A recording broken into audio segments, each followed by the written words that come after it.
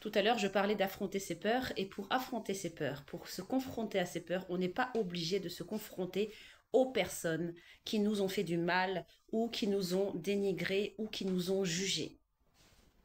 Il n'y a pas d'autre. Ça veut dire que les personnes que l'on a rencontrées, c'est forcément une part de nous. Attendez, je nettoie mon truc. C'est forcément une part de nous que l'on rejette. Que l'on rejette ou que l'on n'accepte pas, de toute façon, ça revient au même. Puisqu'on a toutes les personnalités qui sont à l'intérieur de nous. Je donne un exemple. Quand j'étais en dépression, mais vraiment au fond du trou, en 2024, j'ai eu plusieurs phases de dépression, hein, c'est toujours cyclique.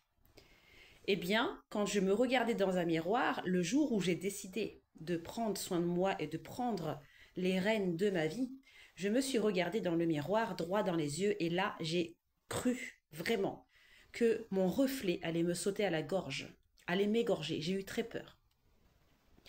Si tu es capable de te regarder dans un miroir droit dans les yeux, de maintenir ton regard face à ton reflet, tu verras la personne qui est tapie à l'intérieur de toi. Et cette personne, ça peut être le pervers narcissique que tu as rencontré. Ça peut être le ou la manipulatrice que tu as rencontré ou avec laquelle ou lequel tu as vécu. Il n'y a pas d'autre. Donc forcément, les personnes que tu as rencontrées, elles sont enfouies à l'intérieur de toi.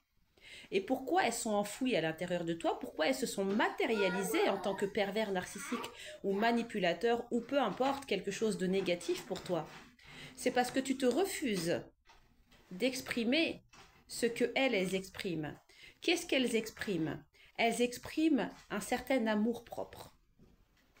C'est un amour-propre, oui, qui peut être malsain. C'est malsain, vu de l'extérieur et vu de sa sphère à soi-même. C'est malsain. Mais les pervers narcissiques et les manipulateurs ont un ego, un amour-propre surdimensionné. C'est pour ça que c'est malsain. Ils s'aiment, mais une fois qu'ils sont vus, mis en lumière, eh bien, ils sont tout petits, tout petits, tout petits. Ils ne savent plus comment s'y prendre avec la personne en face qui a justement découvert leur jeu. C'est exactement la même chose pour l'ego.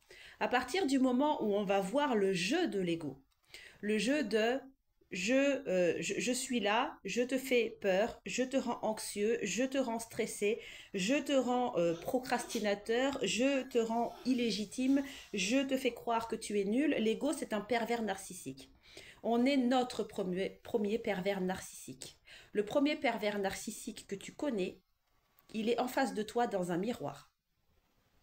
Si tu rencontres des personnes qui sont perverses narcissiques, c'est dur à accepter. Mais regarde-toi d'abord dans un miroir et regarde toutes les taches que tu as sur ton visage. Comment est-ce que tu es arrivé à te comporter justement parce que tu voulais être gentil? Comment est-ce que tu t'es comporté parce que tu voulais être aimé? Est-ce que toi, tu n'as pas manipulé la personne en face de toi? Est-ce que tu n'as pas pris la personne en face de toi comme un objet? Inconsciemment, souvent. Est-ce que tu t'es pas dit inconsciemment, ah bah cette personne, elle va me sauver. Elle va me sauver, je vais tout faire pour être gentille, pour être aimée, pour lui plaire, etc. Je vais faire le ménage, je vais faire à manger, je vais la dorloter, je vais lui faire plaisir, etc. D'une manière ou d'une autre, peu importe. Le jour où elle va à l'encontre de ce que je dis, c'est soit je fais du mutisme, soit je me barre parce que je ne veux pas qu'elle ait l'ascendant sur moi, je vais partir avant. C'est moi qui gagne. Comment est-ce que tu t'es comporté avec ces personnes-là, avec le sexe opposé, ou peu importe, quelqu'un de ta famille, ou des amis, ou des proches, peu importe. Comment tu t'es comporté avec ces personnes-là? Est-ce que tu arrives à vraiment être honnête avec toi-même et te dire, ok, il n'y a pas que eux qui sont sales. Je suis sale aussi.